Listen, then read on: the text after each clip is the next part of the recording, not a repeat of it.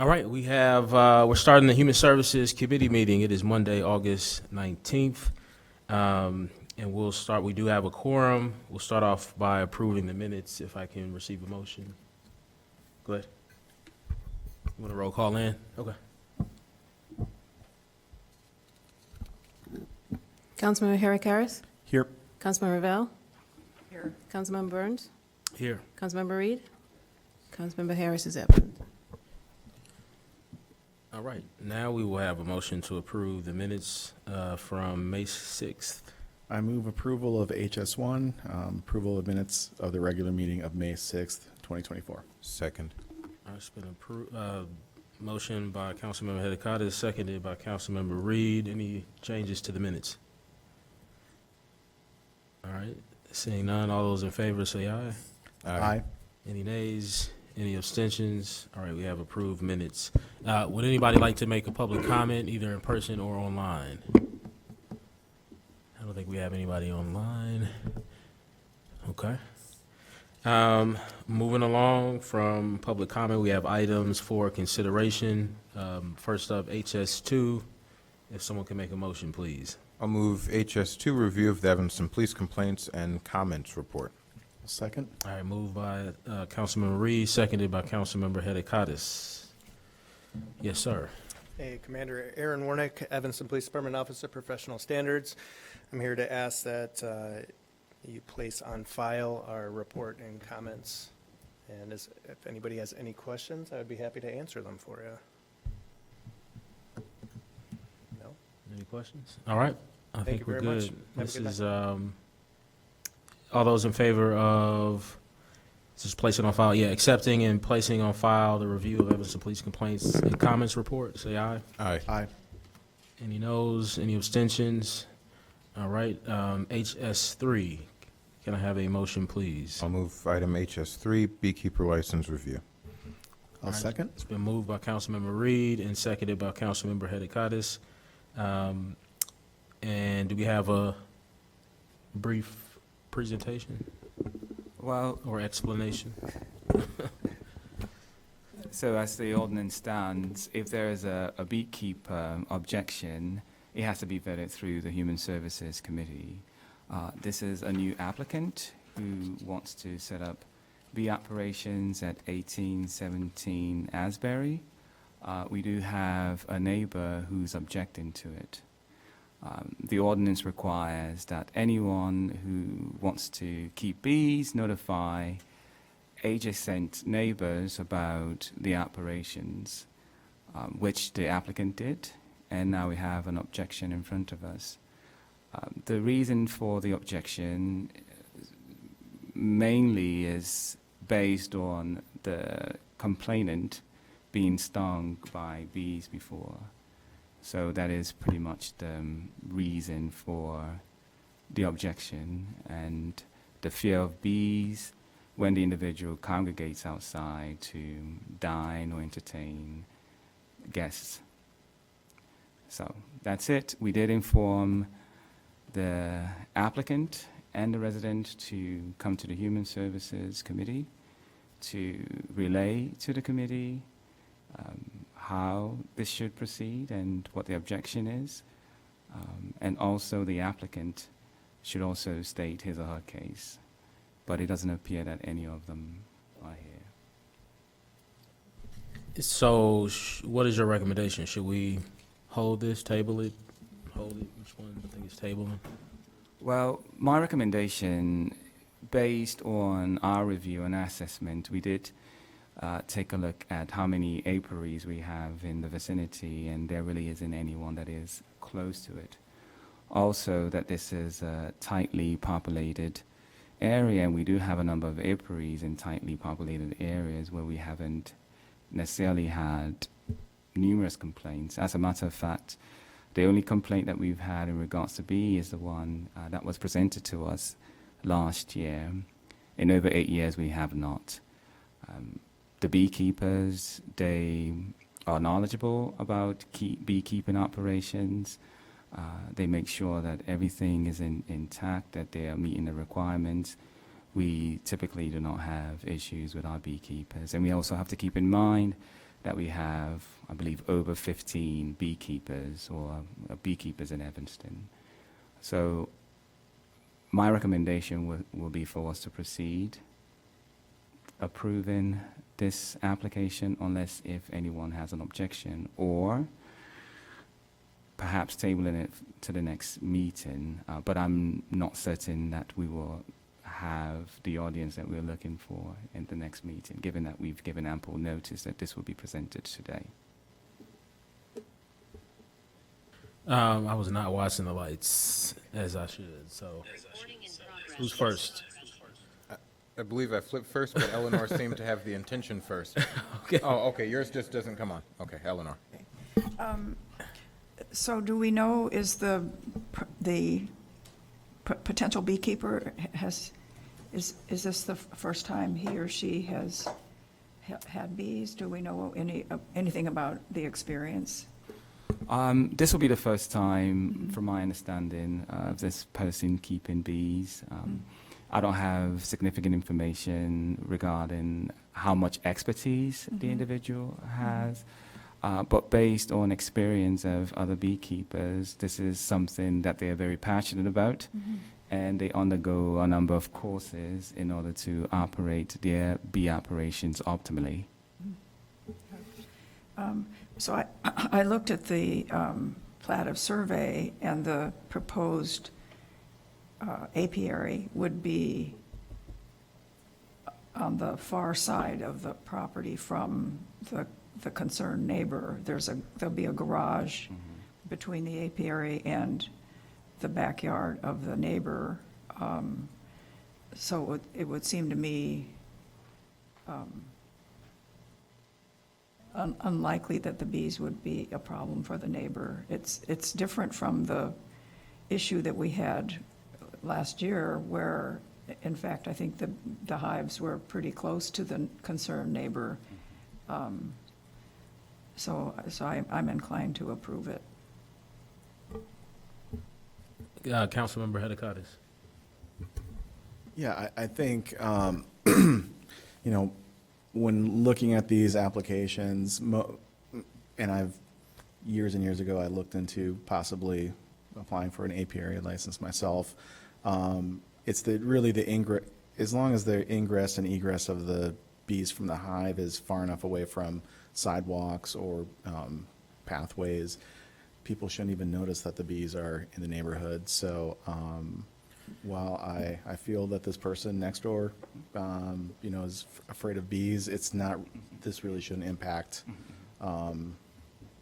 the application for the license. So I'm also in favor of going forward. Councilmember Reed. Yeah, I'll just add my voice that I'm in favor and moving forward. I think we brought this up the last time, that maybe some of us need to get together and make a referral on this. I don't know if, and maybe if someone has a different opinion, why this should come to Human Services and not be an administrative decision. You know, I'm open to hearing that. I do think that, you know we need more bees. We know we need to get them in our community and create safe, thriving habitats for them to restore natural landscapes. But also, you know, folks are using this for food, and folks should have a right to feed themselves and their families, even if it is just honey. So I think it's important for us to move forward with this, but also figure out how to streamline this process. Thank you. Councilmember Ravel. Well, it is an administrative decision as long as there's not a complaint. Yeah. And I do think it's important for the complaint, the concerned neighbor to be able to come have a public discussion about it. So normally we don't get complaints, and normally it is a very straightforward decision. So I think our process is working pretty well. So once we vote on this, I would like to ask Ike what the status is of our other bee issue from last year.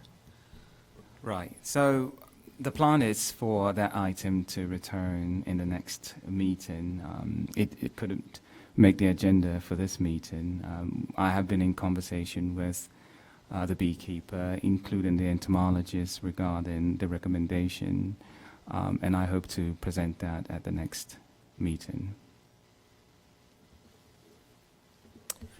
I think my only question is trying to just understand everything that we require in order to operate an apiary. Could you kind of go through the checklist? Yeah, absolutely. So there has to be a platter survey, which is included in the packet.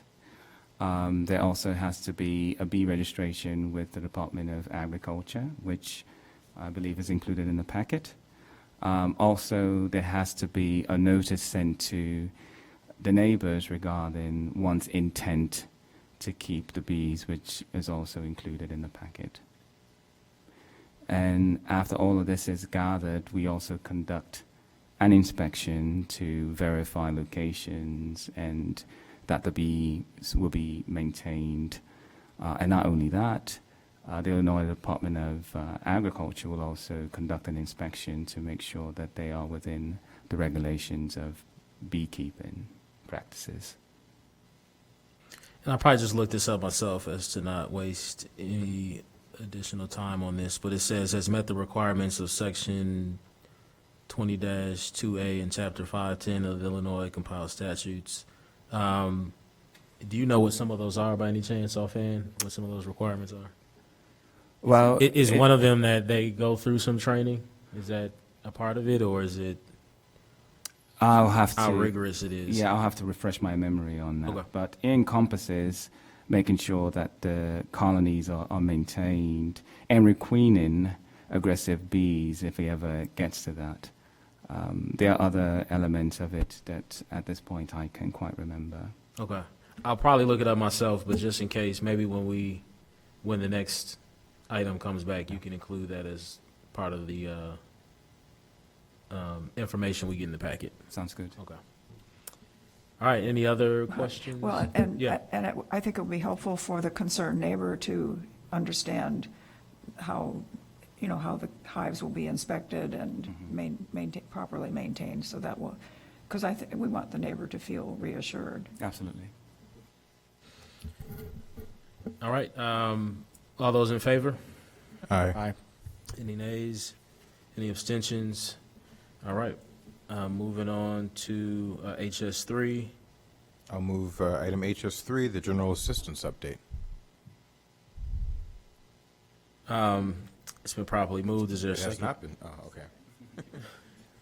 okay. So probably moved by Councilmember Reed and seconded by Councilmember Ravel. You want to walk us through this? Sorry about that. How It's you okay. doing? I'm good. How are you? Hello. Indira Perkins, Human Services Manager, Health and Human Services. I am here to recommend that the committee accept and place the 2024 General Assistance Annual Report on file, and I'm here to answer any questions.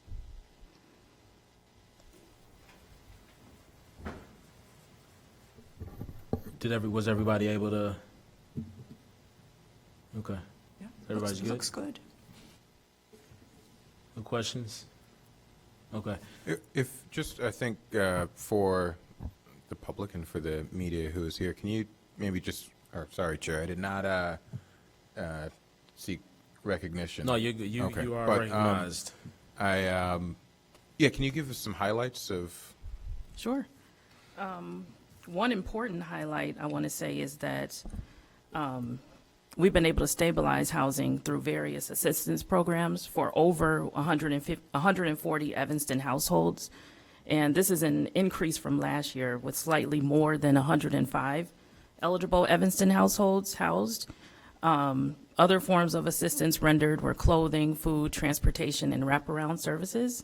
And in 2024, and the year is not over, we've spent $374,331 across all of our assistance programs, mainly for housing, Evanston residents. So we've seen an increase in housing. We're addressing the need. We're getting people housed. It may take some time, but we're getting the job done. I also want to acknowledge and thank our Human Services Specialist, Maurice Wilkerson, who has been instrumental in doing a lot of the housing work for our Evanstonians. Thank you. And what have, this year, what have you found the biggest barriers to be to helping folks that are getting aid out there? Affordable housing. There's no affordable housing. Issues with landlords. People have issues with their credit. There's things on their records that sometimes restrict them from housing. The good thing is we've established a relationship with some Evanston landlords, and so we can kind of bypass move-in fees, bypass certain credit score requirements. So we've been able to navigate that. But the biggest issue is affordable housing in Evanston. Thank you.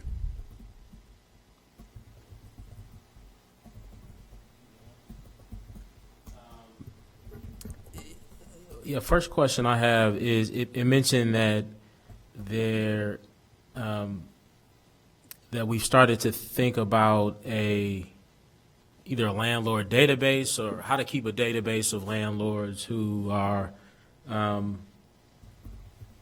offer affordable housing. And I'm just interested to know more about your thoughts and what's being discussed by your team behind the scenes on how to do that. Or So right now, it's just reaching out to landlords that we know. We're still in the early phases of that. And kind of what started that conversation was the whole situation with the Wesley residents. Yeah. It took us about, I want to say, 3 to 6 months to actually get all of those individuals housed. But a good thing that came out of that is we got a small pool of landlords started Yep. that we can work with, and who are very easy to work with, very open and creative, and not having all of these residents go through and jump through hoops to get housed in Evanston. And these are people who have been in Evanston for 20, 30 years who deserve to remain in Evanston. So that was one good thing that came out of the Wesley situation, is we're starting that now. One thing that I would love y'all to consider, and, we can discuss at a future meeting, is the idea of adding additional support for apartment search. And so this is something that has been on my mind for a while. I've talked to staff in the community development department mostly about this for a while now. And I agree that one of the things that we were able to put in place after the housing crisis on Wesley was more attention towards apartment search. What I learned is that Open Communities actually does, or Connections for the Homeless, does very little apartment searching. Not because they don't want to, but just they don't have the staff capacity, to administer all the other elements of the programs as well as do apartment searching. And I always assumed that they did, that was a part of the services that they provided. They do some of it, but very little. And the reason why I think that is incredibly important is because I always hear that there's not enough affordable housing, which obviously is true, but also that's not a static thing. It changes at any moment. It's changing. Somebody could notify a landlord that they're not going to renew a lease, and they have decided they've already reached out to the landlord and let them know that they don't plan to renew and they plan to leave after their lease. And even having that information would be incredibly helpful to a Maurice or to a team that we can establish to do apartment searching and connect with landlords. And so I'd love for you to just, in the coming months, especially as we wrap up the affordable or the housing, strategic housing plan, to think about would there be a benefit to adding or need to add additional support for apartment searches? Because I think that there's more units out here than we even realize. I've always said that some of the best opportunities are unlisted. Me and Maurice work together closely. Somebody will call me and say, hey, I heard about this unit, and, I'll look into it or send it to Maurice, and he'll look into it. We'll reach out. And we were just able to house somebody on Lake and Darrow. It wasn't listed at all. It was my mom calling me. Former colleague of hers was fixing up an apartment, and I was able to get that information to Maurice. We got it to the people in need, and now, they've applied and they'll be moving in there soon. And those are 3 one-bedrooms. And so But if you were to ask either Connections or someone else, they may say, well, we don't have any one-bedrooms that we know are available right now. So they're out here, we need to figure out, how we can get that information. And I think it's staff time. It just requires somebody that's able to spend a majority of their time making phone calls, making even Facebook posts, encouraging people to reach out if they know about any available units. And so again, I'd love for y'all to put some thought into that. And if it's something that you feel would be helpful, we can find a way to incorporate that into our strategic housing plan. I think that would be helpful because a lot of times when we do find an affordable unit, we have to jump on it very quickly. That may include Maurice actually going to the applicant, handing them the application, waiting for them to fill it out, then dropping it off at the leasing office that same day. So we really try and go above and beyond. I mean, we really do. We will do whatever we can to get people housed in affordable units as soon as they come up. So, yes, I welcome that conversation. Thank you. Okay. Next thing is, I've talked to Director Ogbo about this. So this has more to do about our general assistance program. So I think it's an acting practice. I don't think it's a ordinance. I don't think it's regulated by any ordinance that we've passed. But my understanding is that we, for general assistance, you get about $900 and something a month, something around there. And the way I understand it is that a significant portion of it has to be used towards rent. And so my question when I learned that was, well, if let's say someone's family member is allowing them to stay in their home for a while and they're not charging them rent, they want to help them get back on their feet. They're like, look, I got you. Just take care of yourself. In this program, they would have to use about 600 and something of the 900 towards rent. Whereas in that scenario, they could apply that towards something else, maybe repairing a vehicle, et cetera, because they're getting rent, they're getting rent at no cost. And so if I'm correct on that, I'd love just to get some feedback from the committee on whether or not you would support me in potentially changing that. And I understand there might be some value in knowing where the money is going. It's when you're trying to evaluate for compliance, it's much easier to know that a majority of the funds went to a landlord as opposed to the individual, and from there you lose track of how the money is spent. But I think there's ways, and people can provide receipts, or if it's a mechanic, we can work directly with the mechanic if we need to, in the same way we may work with a landlord. So I just would love some feedback on that, because that's something that I don't know if it'll require a referral or if it's something that we can change administratively. But first, I just wanted a little feedback about that. You want to go? I go. Okay. I go. It does. So, and thank you for bringing that up, Councilmember Bones. When it pertains to general assistance, first and foremost, it is a state-mandated program that is mandated for cities to implement, and it is funded through taxpayers' dollars.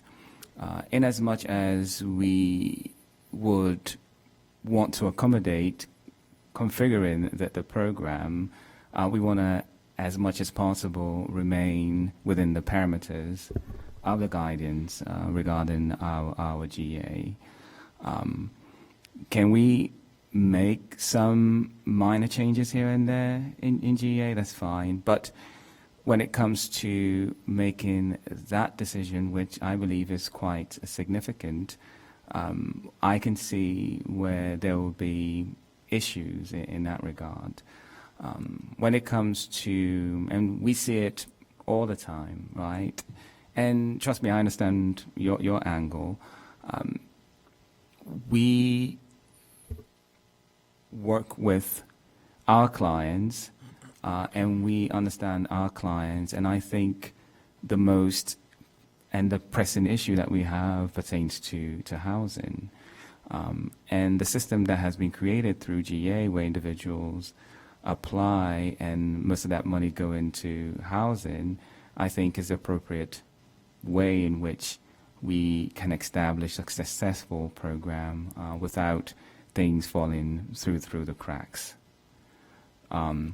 If there are situations whereby we can navigate it in a way where a portion also can be designated to the most pressing need, it is something that we can review on a case-to-case basis. But to configure the entire program to allow a client to dictate pretty much what their pressing need is, and keep in mind these cases are reviewed by our specialists to determine where the greatest need is, which primarily is housing, and that's how we've navigated the program.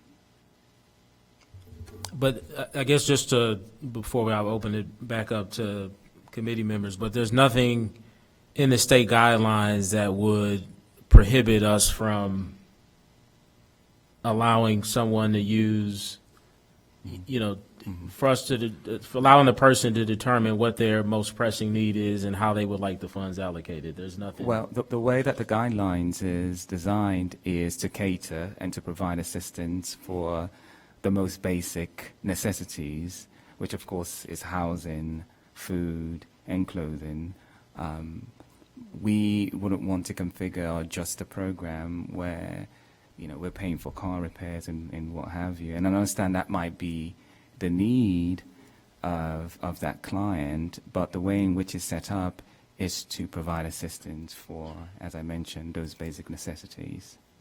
Yeah, I guess I think what's important to this discussion is what is explicitly prohibited.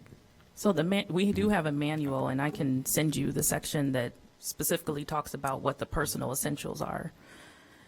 It's kind of, that's a road that we really don't want to go down, because the manual also has us to ask people what their assets are. We don't do that. The manual will say, if a person has a car, you need to consider that an asset. We don't want to do that. We can see the spending every month. Our clients have debit cards, so we can see what they're spending their money on. Okay. But majority of our residents, they want their entire grant towards their housing. And I suspect that that will remain the case, but if someone does not, if someone has already figured out housing, but they're still unemployed and, you know, in need, is the program flexible enough to allow that flexibility? Because what'll happen, and this is already happening, people will just like search for somebody that'll take the $600. They're not even living with them necessarily, but because they're trying to comply with the program, they may just find somebody that they're not living with to say they're living with them, just so they can get the $300 out of the $900. And that's what instead of just saying, look, you know, housing is figured out for me. I need, you know, help with whatever that may be. And it may change, right? One month it may be car repair. Next month, you know, maybe it is housing, or maybe it is some other issue. But I think it's important that the individual is able to determine, you know, what their needs are, how the funds should be allocated within reason. And I think if there's a debit card, that's because the only concern that I thought they could be is just being able to track how the funds are used. And that's So- what I thought it was about. so with And their- so if they have a debit card, I would They have imagine. a debit card and they can use it. Yeah. If somebody wants to go get an oil change, wants to get their gas, whatever, they have the freedom to do that with With their the debit. 300, With the money that's left over Right. from their shelter. yeah. If they don't need the full shelter grant, then we only put the personal portion on their card, in addition to a cell phone stipend and a utility stipend, but we mail the utilities directly to the utility company. The cell phone stipend is given directly to our residents. So they do kind of have the flexibility and freedom already with their debit cards. But just the reality is that if they don't want to apply towards housing, they get a much smaller benefit. That benefit is tracked through the debit card, but that same individual most certainly could use the full benefit. It's just they wouldn't be allowed to if they're not going to put it towards housing. Councilmember Revelle. Well, it sounds to me as though the general assistance program is not the answer to the problem that you're describing. I mean, I think we don't want to get too far away from what the general assistance, rules and guidelines are, so. Well, that's the thing. I haven't heard anything today that says that it would prohibit somebody from using it towards. Well, the manual states that general assistance is a month-to-month program that covers the most basic essentials. So shelter, which is housing, personal essentials like shampoo, conditioner, soap, and clothing, and food. And so It's does it- very specific in the manual. And that's just. Well, let me that's- let that- them And that's the continue. way, that's what the program is set up to do. So, Yeah, I just think that if someone needs a car in order to get to work or get a job, We will provide them a transportation stipend. but that's what I'm saying, but they can't repair their vehicle that helps them get to work though. Because even if you put that asset towards eligibility, I thought eligibility had more to do with your income, your monthly income than it did Your eligibility is based on a number your of assets, unless it's like a Lamborghini or something. It's yeah. worth all this money, but I'm The sure the manual- vehicle that most people have in this situation is not valued at that much. It's a car that they're able to get around in. Yes, so our manual does ask us to list assets, but we don't want to do that because then people would lose out on benefits, and we don't want that. I don't know what type of cars our residents drive. We don't ask, but we do have other organizations that we partner with if someone needs a car repair. We have some other organizations that we can call, and we have ran into those situations where people needed their car repaired, and we have been able to help them. But as of right now, we don't have funding allocated for that within general assistance. I think what you're more describing is kind of like guaranteed income. Councilmember Reed. Oh, sorry, Councilmember Hadakatis.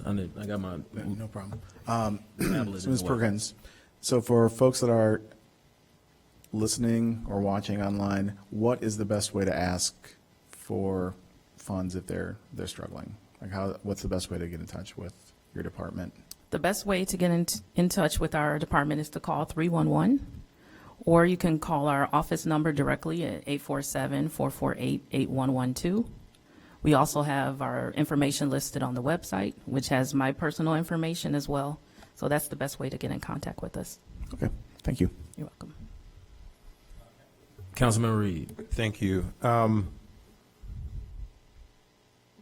maybe this is something offline if you don't have the answer off the top of your head, but just going to Councilmember Burns's point, how exactly do assets, so if I have my first car was a 1991 Honda Accord. If I had a 1991 Honda Accord, how does that impact, is there some multiplier? How is it factored in? How does staff determine the value of that car?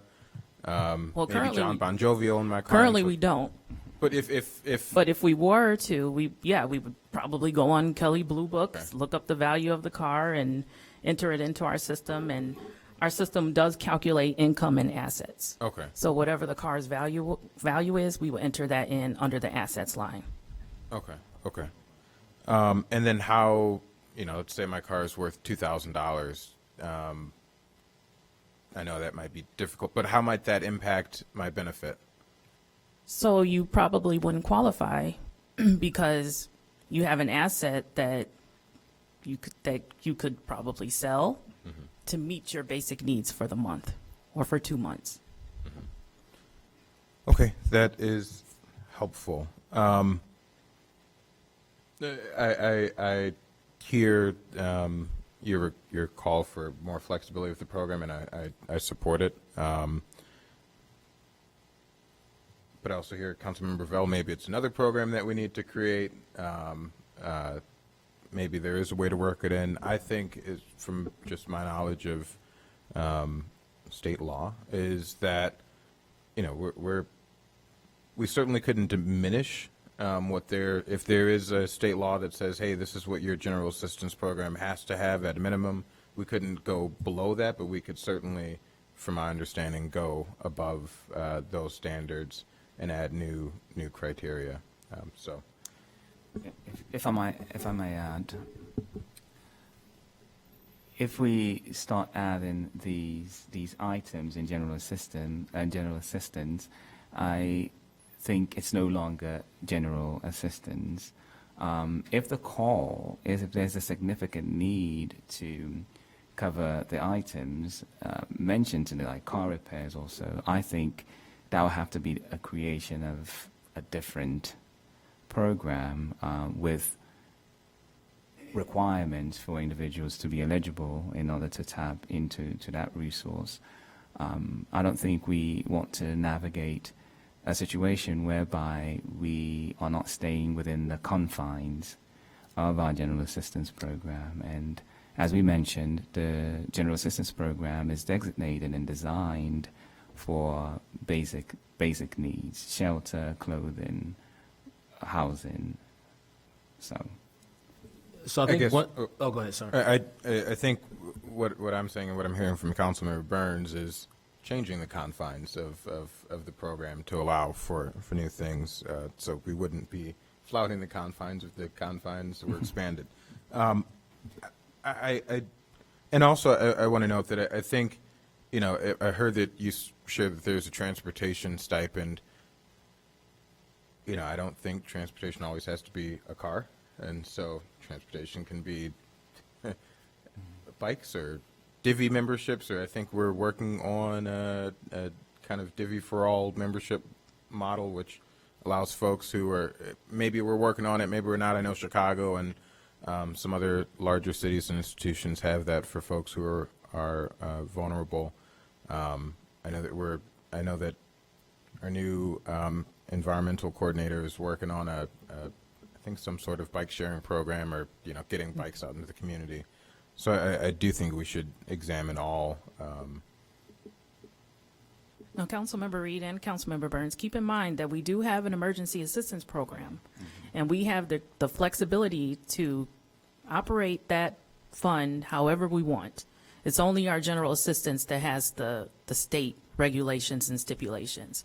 But our emergency assistance program, we can operate that however we want. Yeah, I have a question about that as well. So we'll close this one out. If you could send me the regulations, I think that would help. Because what I don't want the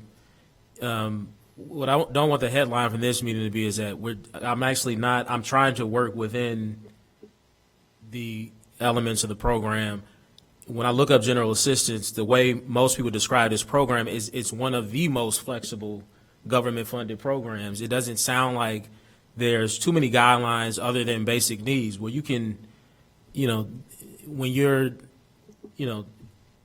there's a lot of healthcare is basic needs, education is basic needs. It goes beyond food, clothing, shelter. There are other basic needs. And so what I'm saying is, within those basic needs, why do we require that a large portion of the monthly benefit goes towards one of the needs, as opposed to being flexible enough to let someone dedicate it towards some other basic need that for that month is just more important than housing, right? Maybe, again, they figured out housing this month, but this month they want to apply more of it towards education or, some other need that they have. So, but I think in order to have this discussion, it will really be helpful to review the guidelines. So if you can send that, and then we'll have another meeting. We have another Human Services Committee meeting in September, and we can kind of continue to discuss this at the next meeting. The next question I had is, so similarly, I learned that through trying to help a community member that we can't use we currently don't allow the emergency assistance fund to be applied towards property taxes, only towards mortgages. And so I was trying my best to assist someone that had paid off their mortgage but needed help with property taxes. For those who may not know, for some people, property taxes have literally doubled in Evanston. And so it is a current, issue in the community that's causing a lot of distress. And so similarly, I wanted to discuss with the committee allowing those funds to be applied towards property taxes. And I'm sure Director Ogbo may have a response about that as well, which I'm happy to, if you want to go first, we'll open it up to committee members. So, Ms. Perkins mentioned emergency assistance, that we have more flexibility to reconfigure the way in which that is administered. We also have to keep in mind that emergency assistance is also under the umbrella when it comes to funding of the GA assistance. We have to also keep in mind that the fund comes from property taxes. And the conundrum that might exist is the individuals who are paying for general assistance through property taxes, are we then paying them back? So there has to be further research on this matter. We've reviewed a number of GA programs in nearby communities, and no community is fashioned to provide assistance for property taxes.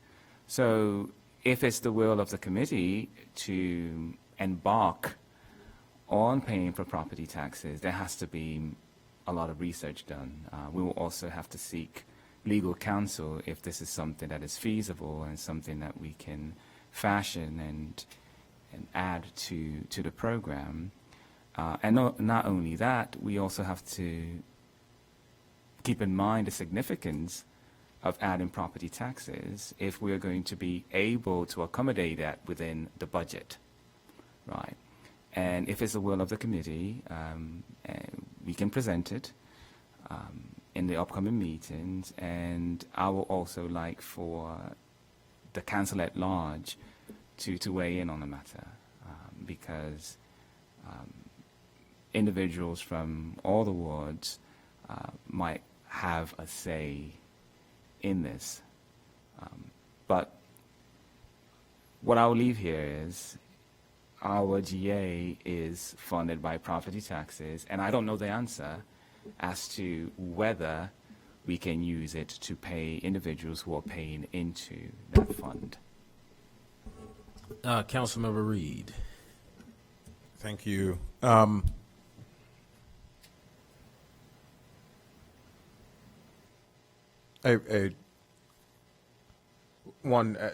say I appreciate the sentiment there of attempting to solve the issue.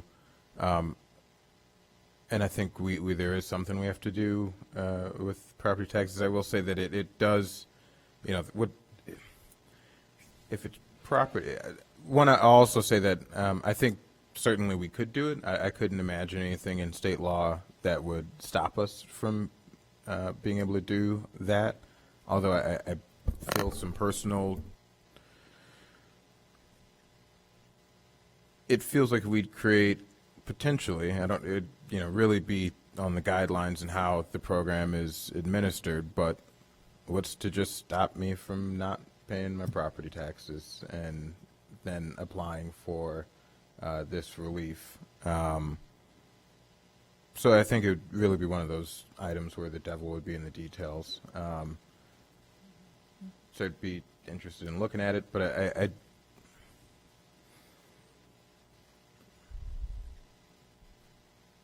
yeah. Could the same be true for mortgage assistance? I haven't thought about it enough. I'm just reacting to what you're saying.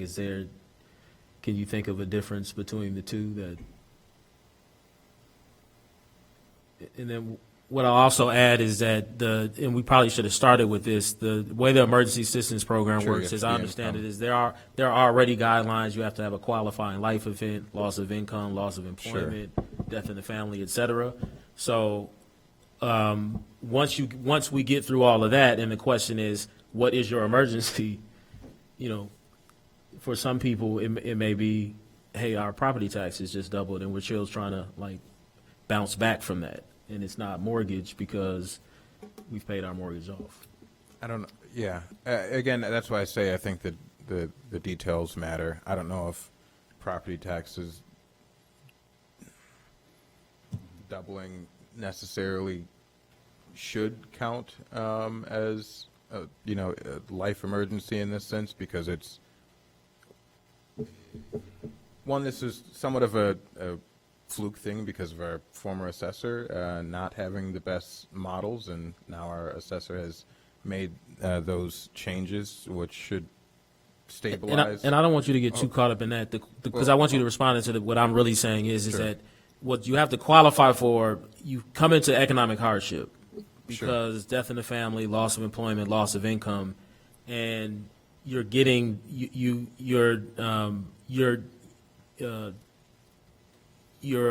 need to. The economic hardship is that because you don't have the income, death in the family, you've been focused on other things, medical expenses, et cetera, unexpected medical expenses, your property taxes have gone unpaid, or your mortgage has gone unpaid, or I helped somebody who they couldn't replace their water service line, and that was what they needed money for. So that's what I'm saying is don't get too caught up in the doubling. I just said that to express how that is Sure. a particular need right now, but the question is, it doesn't start that way. It starts because there's some economic hardship, there's a loss of something that has gotten you behind in something that you need to pay. Well, And if that I is also- property taxes, this currently they wouldn't be able to apply this funding towards it. Yeah, I would also say I think folks have, I mean, there may be some late penalty, but 2 years to pay their property taxes. If, before there's a lien placed on your house and the tax bill is sold. So, I mean, I'd want to understand that more. And to me, that might be the difference between that and a mortgage. You don't have necessarily several years not to pay it and, to be able to come in and pay it down the line. So, without fairly quickly losing your housing. Same thing with rent. So, I'd be interested in seeing something and seeing more details.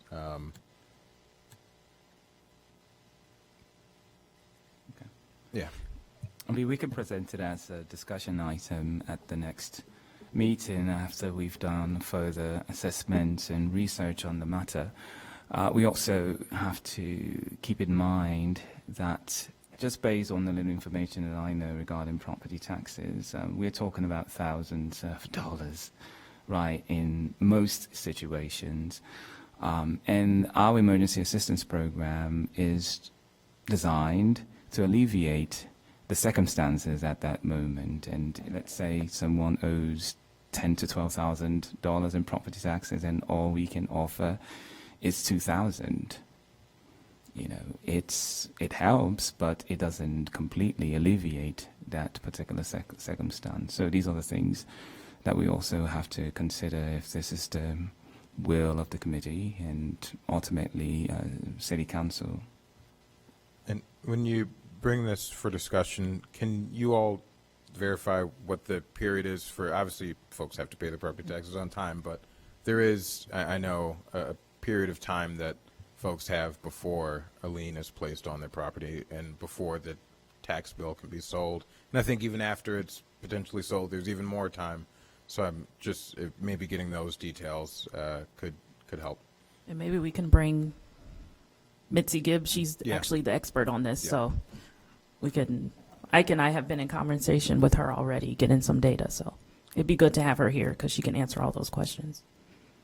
In what you just described too, Director Ogboy, in that example, I think the person just wouldn't be eligible, which I think would be a reason to do this, that it may not be overwhelming to support the residents that need help, because some may not qualify because they owe too much, so in my mind, that would be a reason, that would be a way to kind of focus the program on, certain residents that have found themselves in a particular circumstance, which I think is what exists today. Again, I think that's what exists today. So before we move this on, to bring both of these back, I would want a motion to table this to our next meeting, because again, these are things.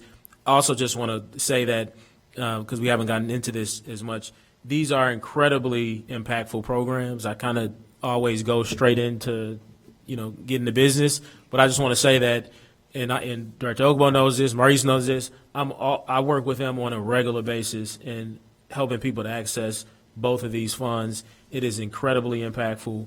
Director Ogbo, if you just quickly could go over the numbers of how many people we serve, just quickly with all of these. Share that. Well, I'm saying for everyone's benefit, I think that would be important. Sorry. I think Indira did a good job emphasizing how many individuals we've been able to house in the tune of over 140 individuals where we've stabilized housing. And when we talk about 140 households, we're not talking about individuals. So we are talking about households.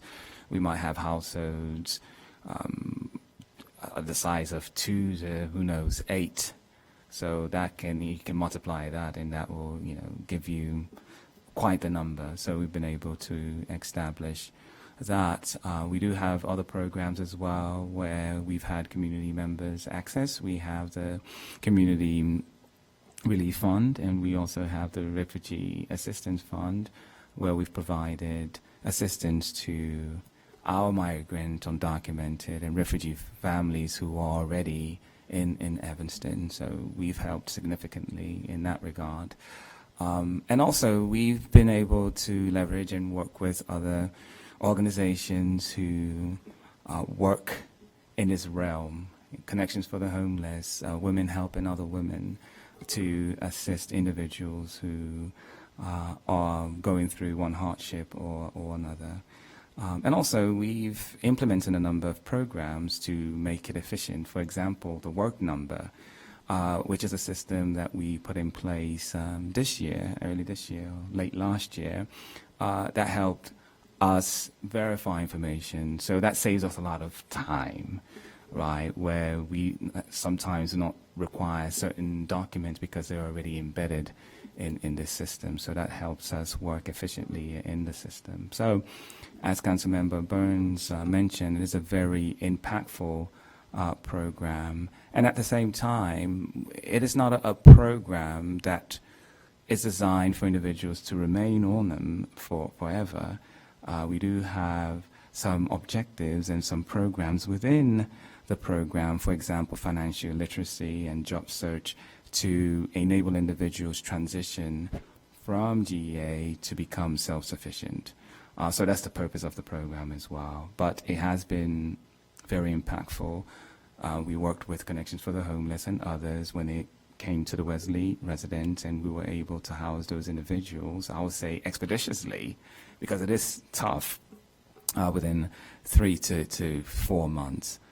So these are the programs that we offer, and we're always looking for ways to continue to improve the program in order to significantly continue to help our residents. I'll just say, I know I've connected people to, I mentioned it before, but water line replacement, mortgage assistance, and rental assistance. Those are probably the top 3 things that have come up in the last several months that I've helped residents, that we've helped residents address through the emergency assistance program. So again, incredibly impactful. These are 2 things that I wanted to bring up. We don't have to do anything with them. We can move them forward, but in order to move this discussion forward, I would want to somebody to make a motion to table this so our next meeting in September so that we can bring this back for discussion. Yeah. I'm going to make a small suggestion of that. Yep. One, this is just a report to accept and place on file, so I think we can accept and place this on file, and you as chair still next month can just put. Well, I want some buy-in. Okay, so Yeah. first I think we should We can, accept and place yeah, this on file, I and then can, I'll make let's a vote on motion this then. to bring it back. So again, as Councilman Reed said, all those in favor of accepting the general assistance update, say aye. Aye. Any nays? Any abstentions? Okay. And then I'll move that at our September meeting, we have a discussion about improvements and adjustments to the general assistance and emergency assistance program. I'll second.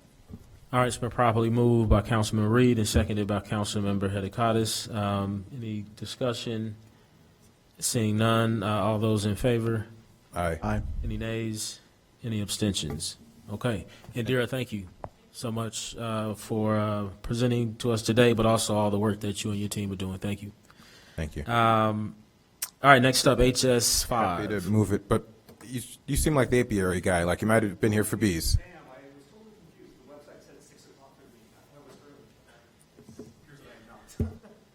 We voted on that issue, or Chair, if you want to. We approved it. Yeah, Yeah. it's approved. So But I'm still glad you showed up because I was you got to learn something new. I was well, I was a little surprised no one showed up too, because this is something that every beekeeper we've seen is like very enthusiastic about what they do. So, right, yeah, exactly, yeah, excellent. No, you're all good. We approved it, and you're good to go.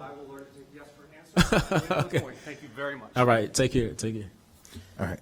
I will move HS5, Ordinance 70-24, amending Title 5, Chapter 3, Landlord and Tenant Regulations, and Title 9, Chapter 4 of the City Code, Dogs, Cats, Animals, and Fowl. I'll second. All right. I'm sorry, you just moved HS5. I kind of Correct. want him to come back and talk to us about the thing, but we'll have him come back next time. All right, HS5 has been properly moved by, was that Councilmember Reed? Yes. of Seconded course. by, I think, Councilmember Hedekatis.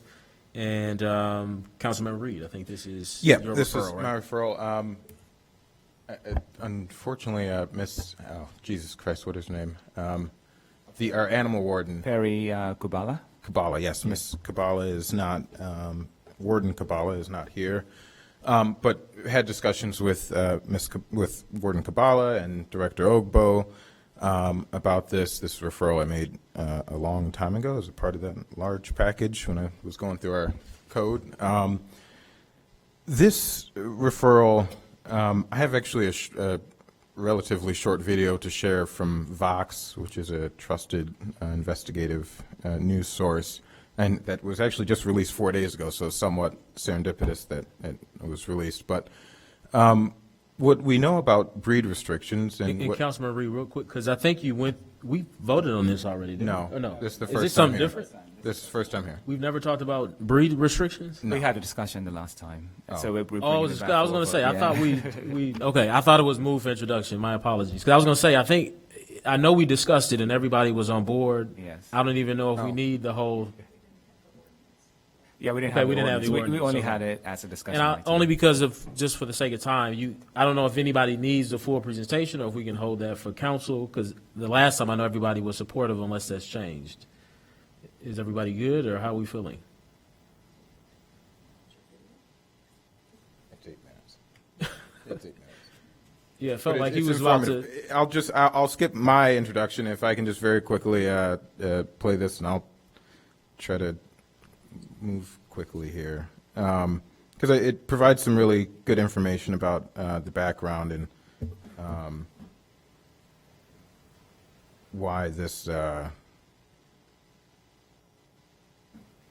policy is, what the impact is. And I certainly want to bring in folks at some point from our animal shelter.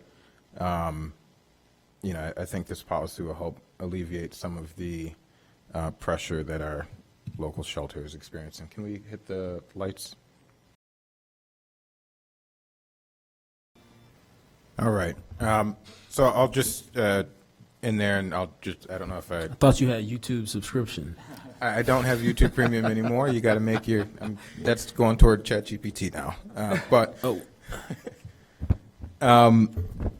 Yeah, so, this ordinance, it's a very straightforward, simple ordinance. I'll note that, I adopted this isn't just about pit bulls. I've seen restrictions around other dogs that are typically associated with with black folks and with other racial minorities.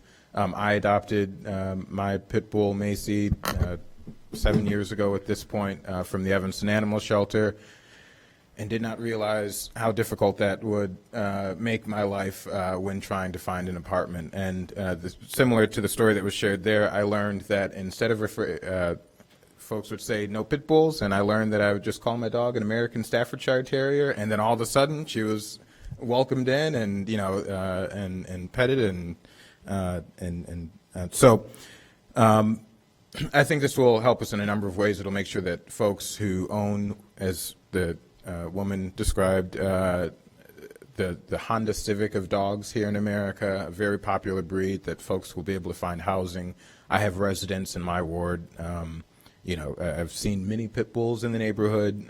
This is certainly an issue that folks are dealing with. I'm sure if we spoke with the Evanston Animal Shelter, they're experiencing difficulty getting these dogs out into the community because of these restrictions, and so this ordinance will help end a practice that was based in racial discrimination, that's not based in science, that's not based on anything particular with the breeds. And I just also want to note that accompanying this at some point, I do have an ordinance where I think we need to begin to license the person the owner of the dog or the animal, to make sure that they're a responsible owner and not put the onus on a quote unquote bad dog or an aggressive dog, because as our ordinance is drafted now, and that's not included in this ordinance, but as it's drafted now, someone could be a bad owner, and the dog gets blamed, the dog has to get euthanized, and then the owner can just go out and get another dog and repeat the pattern. And so I think we need to interrupt that pattern rather than looking toward this specific dog. So with that, I have nothing further, and I hope we'll vote this forward. Thank you. Any other statements, questions, comments, anything? What I thought was interesting was I've never thought about the reality that some people may, in some extreme cases, abandon or give away animals because they can't find housing that will allow that breed in the home, which probably happens a lot. I mean, that was interesting to learn that. So, okay, cool. So let's vote on this then. This is for action, correct? All right. All those in favor say aye. Aye. Any nays? Any abstentions? All right. And this is going, then it'll go to council then? Correct. Right? Yeah. Okay. So this is, if you're interested in following this will be at council, probably not at the next meeting though, right? Next meeting? Okay. And the next meeting is August? 26th. Is that 26th? It's August 26th, if anybody watching this at a later point. All right. HS 6, are we at? If I I can get a will motion. move HS 6, Resolution 41R24, approval of an honorary street name sign designation. Second. All right, it's been properly moved by Councilmember Hadakatis and seconded by Councilmember Ravel. Are we just ready to vote? Does anybody want to talk about Dr. Edward A. Blumen? Okay, all those in favor, say aye. Aye. Any nays? Any abstentions? All right. HS, Speaking of nays, oh, yeah, yeah. see what you did there. I move item HS 7. Well, now you got to read it all so they understand the joke. Yeah. I move ordinance HS 7, or move HS 7, ordinance 17024, amending city code to restrict the use of horse-drawn carriages in the city. It's been probably moved by Councilmember Reed, seconded by Councilmember Ravel. I don't know whose referral this is. Maybe staff? Oh, Councilmember Harris is not with us. So Director Ogbo, do you want to? I would Set this want to, okay, go ahead. It pretty much emphasizes public safety as it pertains to humans and animals. Formally, my understanding is that in the ordinance, it does not specify that a permit needs to be obtained in order to have horse carriage in Evanston. With the amendment to the ordinance now stipulates that there should be a permit that is issued whenever anyone wants to engage in activity where there is a horse or any other animal that can pull. So that's pretty much the emphasis of it. Councilmember Reed. Thank you. And what would the permit cost be? Let me take a look at the ordinance and I can let you know.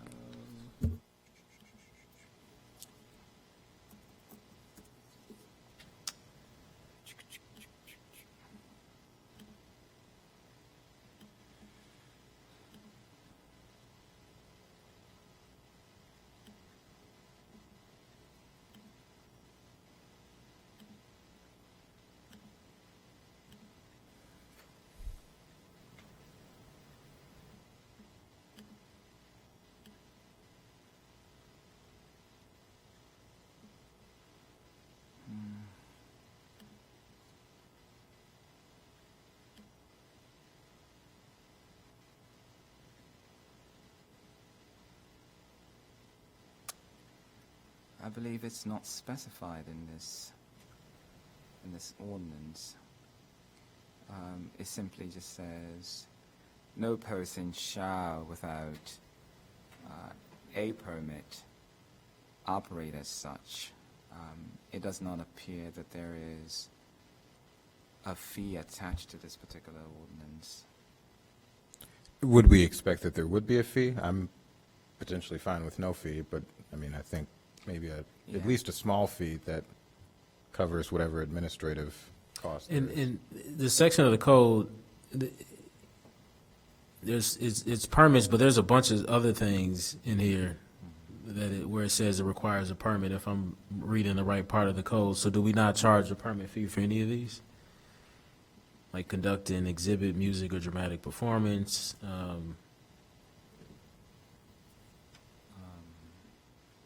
Well, I guess we do, because conduct a public assembly, parade, like if those, Right. I think go through, well, maybe we don't charge people, but it goes through our special events. But I'm sorry, but Councilman Reed, what was Yeah, your question? Well, yeah, I wanted to understand what the fee was. I do think that we should, the fee shouldn't be something extreme. Maybe it's because I grew up watching Westerns, and I've had some friends who've worked at the carriages downtown Chicago. I have a affinity for horses and the whole idea of that mode of transportation. But I'm also curious where this came from, what the impetus for this was, and maybe Councilman Ravel knows. So apparently, there was a horse-drawn carriage or something, and somebody asked, well, is that allowed? Is that allowed? And we realized we didn't know what the answer was, so. Oh, okay. I know proms are becoming, prom send-offs or prom parties are becoming more extravagant, and so people, I would imagine there's been some horse and carriages out there for those send-offs. But yeah, we'd have to ask Councilmember Harris. But I'm sorry, Councilman Reed. did you Yeah, have yeah. anything else? I don't know if we should. I'm happy to move this forward. I do think we should sort out what the fee is going to be, and I don't know if it should come back to Human Services, especially with Councilmember Harris here, or if folks feel comfortable moving it forward, and then I think we should send a finished product to council. And so I would Agree. move to table this to our next meeting, unless there's any other discussion on it, to our All right. September whatever day. Okay, it's been, The What only is it? thing that I can find here are penalties, which states $750 per day for each day of the violation. As it pertains to fees, permit fees, I simply don't see any. Yeah, one thing I'd like to see is, I think, $750 fee for having a horse and a carriage is excessive. I would like to see the permit fee. I don't know how the permit would work. Is it an annual permit? Is it a one-day permit? I think that might need to be sorted out, the duration of the permit. And I think it certainly should be not more than half of what someone would pay for the wheel tax. and I think Director Ogbo, if you can communicate this feedback to Councilmember Harris, and maybe you can work with her in between meetings to bring back a revised ordinance. And I think whatever if the, permit fee is, let's say, $45, $50, I think the penalty shouldn't be more than 2 or 3 times that. Okay. Okay. All right, so when is our next meeting, Director Ogbo? We have not decided yet. Our next meeting Oh, it's is not on on the there? 3rd. But Oh, we- right. We Okay. have not decided whether we are going to have it on that particular day or if we're going to move it further into September. Okay, can you make your motion again, then, Councilmember? We actually we don't Yeah, know. I said the next meeting. Okay, next meeting. So that's been moved. A table has been moved by Councilmember Reed. Is there a second? I'll second. Seconded by Councilmember Hadakatis. Any discussion? All those in favor say aye. Aye. Aye. Any nays? Any abstentions? All right. So HS 7 will be back at our next meeting in September, which is yet to be determined, but we'll update the calendar. Well, actually, we need to discuss, can we discuss that as, at the end? Items for I discussion? think that's what I wanted, us to do, is to just try to figure out what day we want. Yes. Okay, items for discussion, another HS 7, is it supposed to be like that? Or is it supposed to be in there? Yeah, that's appears to be a mistake or Okay. typo. So it's supposed to be HS at 8. Okay, so this is under items for discussion, it says HS, it's S7, it's supposed to say HS8, if somebody wants to move that. I'll move HS 7/8, permit waiver for seniors for Oh, I'm discussion. sorry. I didn't see that. All right, it's been properly moved by Councilmember Hedekadis. Is there a second?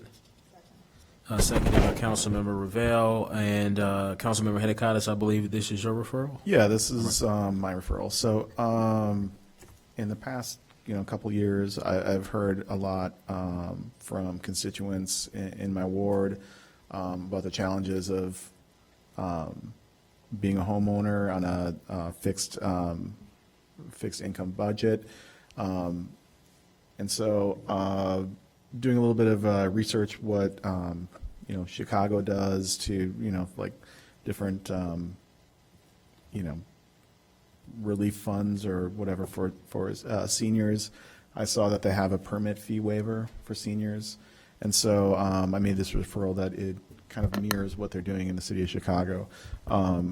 In talking to staff, there's obviously going to be some budget impact from this. It's really unclear because we don't track,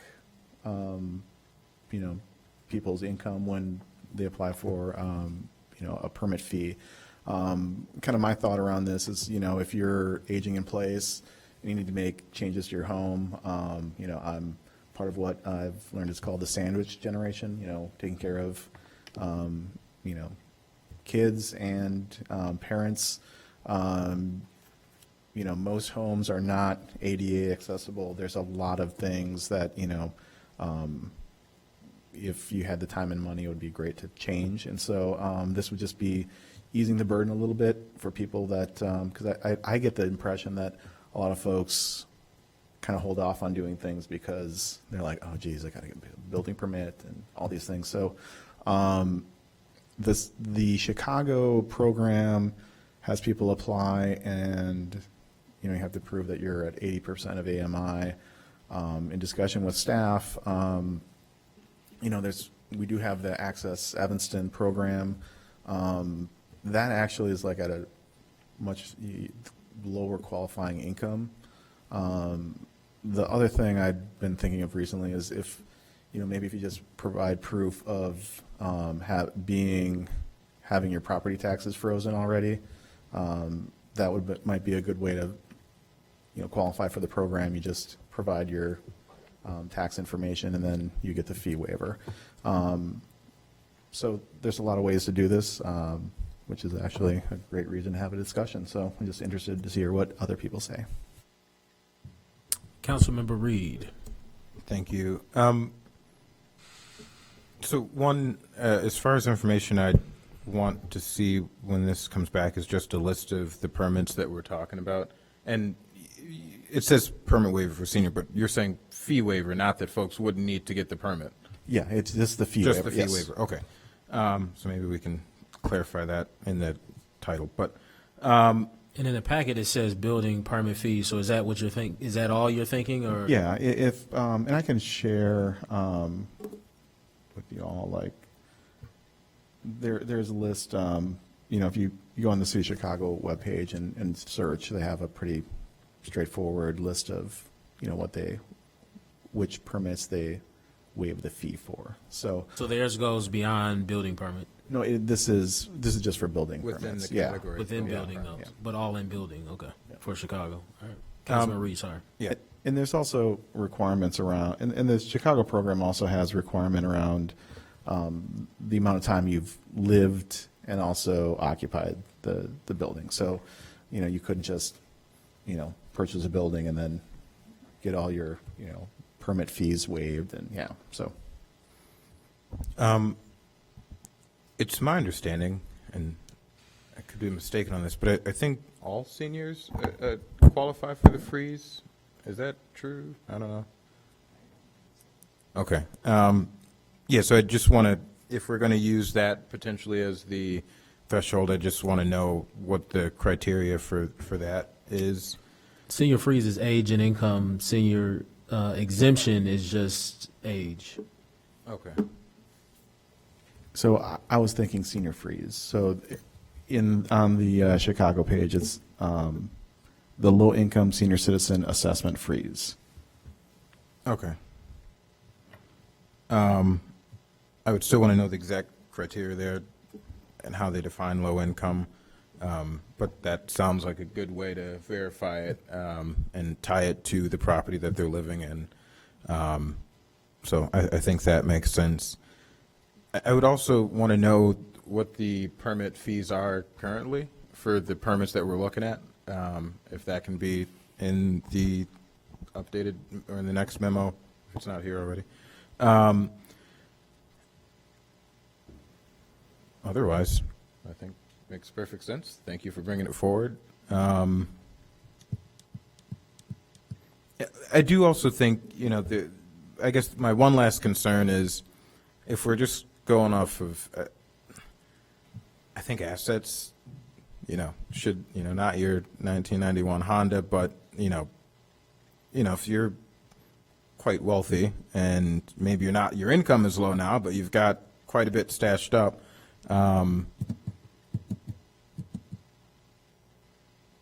I think that should be taken into consideration. So that's it.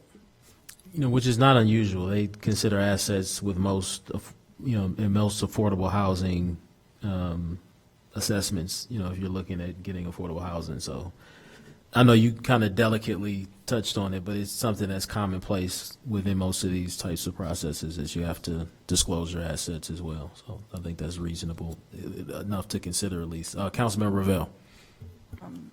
Well, I think looking at the Chicago model will be helpful, and how they determine income eligibility. And the one other question that I saw in the memo was, which department, which staff department is going to have to worry about this, because it's not something that our community development staff normally deals with. Yeah, and that's, I think, in preliminary discussions, is like how do you verify it? Because, you don't want, you want staff that are familiar with this type of work, doing the work, and you don't want to necessarily add a huge layer. So that's why I think it might be, if we dig a little bit deeper into the low-income senior citizens assessment freeze, that might be a much easier way to just say, you just provide a copy, But, yeah, that's something to be figured out. Councilmember Reed. Yeah, and I'll just say that if the qualifications for the low-income senior freeze does not include an asset disclosure, I think, something as simple as just having someone sign, I don't have assets over, I don't know, $1 million, whatever it is, some dollar amount, not including the house, because obviously, but, I don't have more than $500,000 sitting in my in my savings account, I don't know. But, yeah, and I think something as simple as someone just signing a disclosure could also make sure that the process is smooth. That's it. Thank you. Yeah, I'm interested to. I got to look into see what the eligibility guidelines are for the senior freeze, because 80% seems somewhat high to me, and I just wonder if that's what the senior freeze is. Law. Well, Yes. You can. Yeah. Go ahead. Good evening, Chair Burns. Catherine Penrose, Assistant City Attorney. The senior, what we used to call the senior freeze in Cook County, as of right now, it's a flat adjusted gross income, $60-some thousand.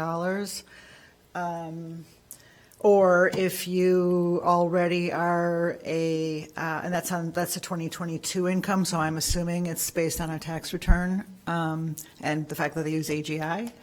But if you're already receiving benefits through a list of various programs, you just need to prove that you're enrolled in them, and then you don't need to verify income, and it's things like SNAP, a couple other programs.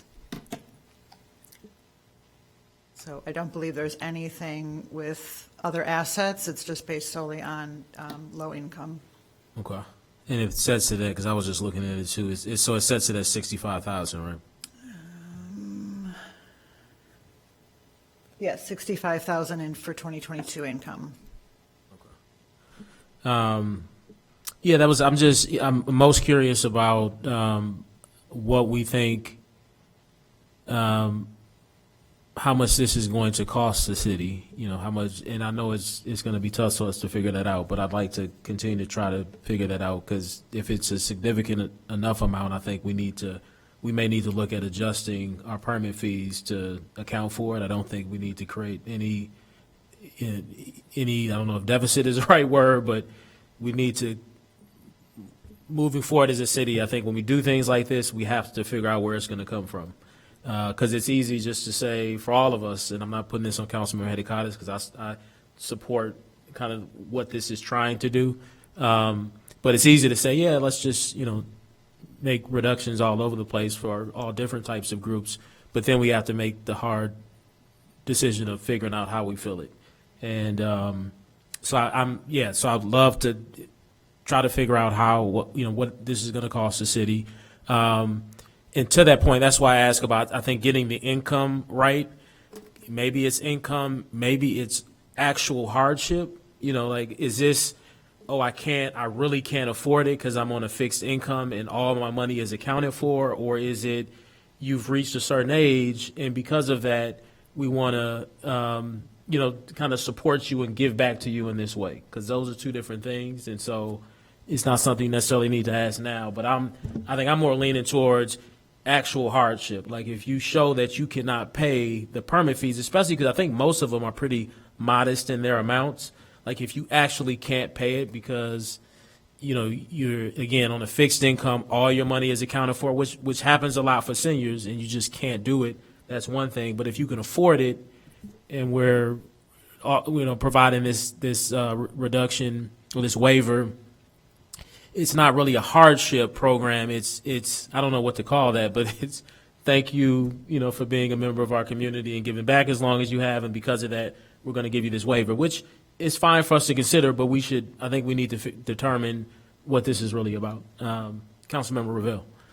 Well, and the fact that a homeowner has the funds to do some kind of improvement or remodeling, repair Right. to the home shows that they're not totally. without any Exactly. kind That's a of great funds at point. I all. wasn't So even thinking about it like that. Yeah, so it's a complicated thing to figure out. Because we need the money. I think what I'm really getting at is, and we see this with all units of government, governments, in order to do what it does, needs the funds to function. And so, again, it's either thinking,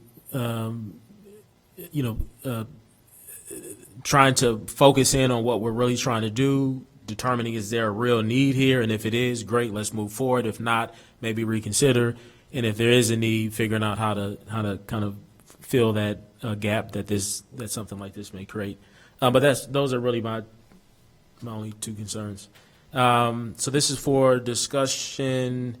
What do we want to do with it, though? Let's take some I action. think it can come back to. Yeah, I think there's been really good direction from the committee as to what questions y'all have, and I'll work with staff to kind of hone this down a bit Okay. and answer those questions. I also think it'd be helpful if there was whether it's the next meeting or the subsequent meeting, just having the draft proposal. Yeah. And I think just to answer, I think the question about like what, you're always like trying to, like what problem are you trying to solve? I don't think, there are programs when you have like a hardship, but I think the feedback I've received in general has been that when you're on a fixed income, there's a lot of uncertainty and things are hard. And this is, in looking at what other municipalities did to kind of help ease, because it, doesn't necessarily make or break necessarily based on our permit fees aren't going to be that huge, but it's a nice thing that you can just say, oh, I don't have to worry about that. And I think, it's every little bit helps when you're on that fixed income. So, I think that's why figuring out how much money are we talking about will be helpful. And I think what you just described aligns with what I'm saying, is most of those people who are expressing that, I think, probably are in serious hardship. They just, again, fixed income, they really, they may not be able to afford it.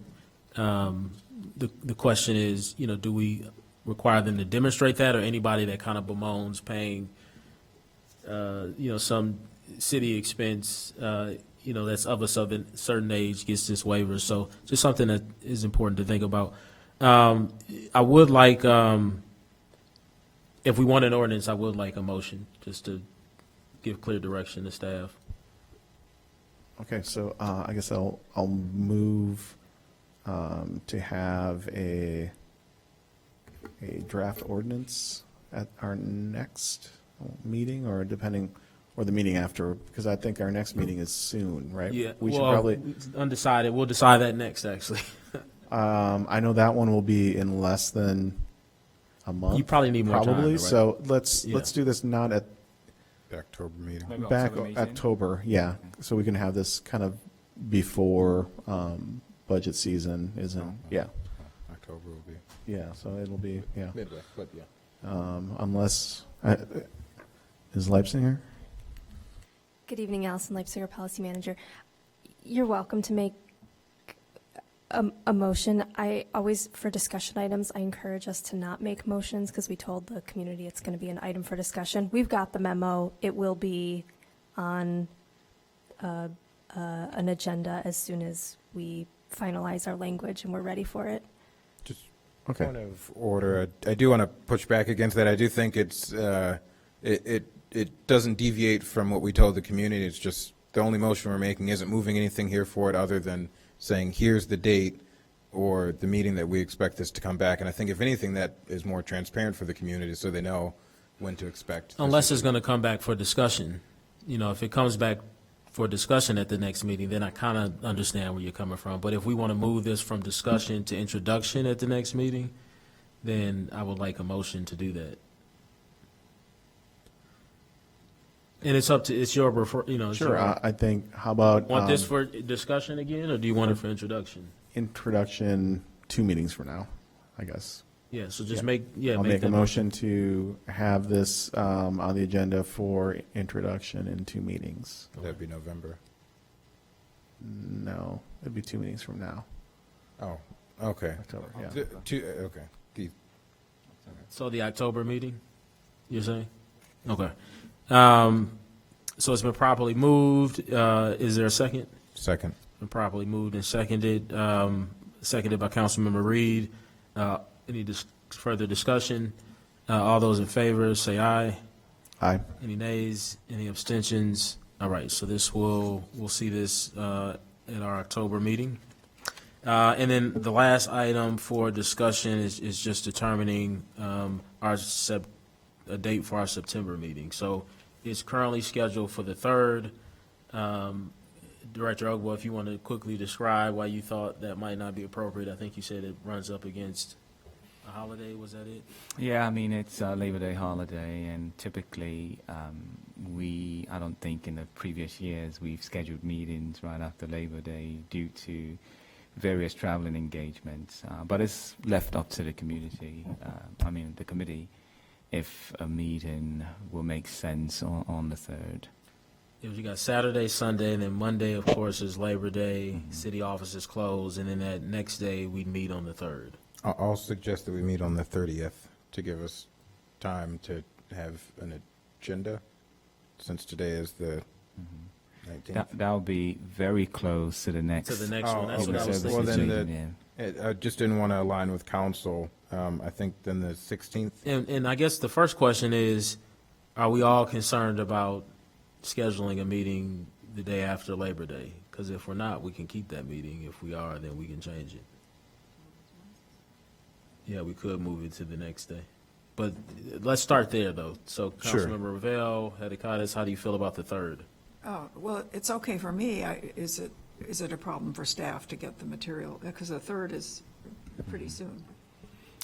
As of right now, we do have limited item numbers. I think in the tune of 3 to 4, we have an update from my city, your city, our city. We do have an item from the police department about the police commission change ordinance review. We do have an update from our communicable disease unit. And that's I've all I got can some think stuff of at for this you point. all. Oh, you have some stuff too? Already referred, or? Yeah, the Okay. old referrals. That, So let's, Councilmember Hadikatis, are you good on the 3rd? Are you available?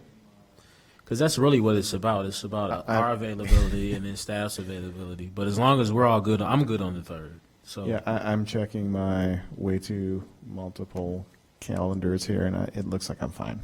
So, okay, so let's just, let's keep that date. I mean, Okay. yeah, as long as staff will be available, then let's keep September 3rd then. Okay.